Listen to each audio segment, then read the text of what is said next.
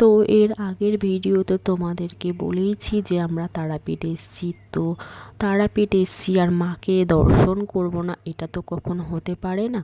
তো আমরা সবাই মিলে রেডি হয়ে বেরিয়ে গেলাম পুজো দিতে। তো দেখো কত লাইন, প্রায় 3 ঘন্টা লাইনে দাঁড়ানোর পরে মায়ের দর্শন পেলাম। তো ভেতরে তো আর আমাদের ভিডিও করা অ্যালাউ ছিল না, তার জন্য তোমাদের ভেতরটা দেখাতে পারিনি। তো পুজো দেওয়ার পরে এখানে কি যেন একটা হচ্ছিল, অনেক ব্রাহ্মণ মিলে। তো যাই হোক, সবাই বলছিল যে দোষ কাটাচ্ছে। তো আমাদের প্রায় পুজো দিতে অনেকটা রাত হয়ে গেছিলো, তাই আমরা শ্মশানে যেতে পারিনি রাতে।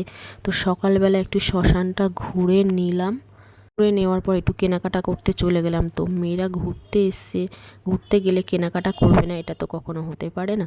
তো দেখো পুতুলগুলো কি কিউট কিউট লাগছে, খুবই সুন্দর লাগছিল। তো দেখার কেনাকাটা করার পর একটু কানের কিনতে চলে গেলাম। তো কানেরগুলোও বেশ ভালোই লাগছিল, ওরা নিচ্ছিল, তবে আমি নেইনি। আমার মনে হলো যেন আমাকে মানাবে না, তার জন্য আমি নিলাম না।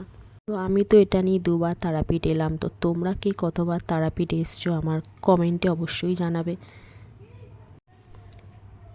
দিয়ে কানের দেখার পর চলে গেলাম একটু কাঁসার বাসনের দোকানে। তো দেখো এখানে ঠাকুরগুলো কি সুন্দর লাগছিল। তো টাটা, বাই বাই।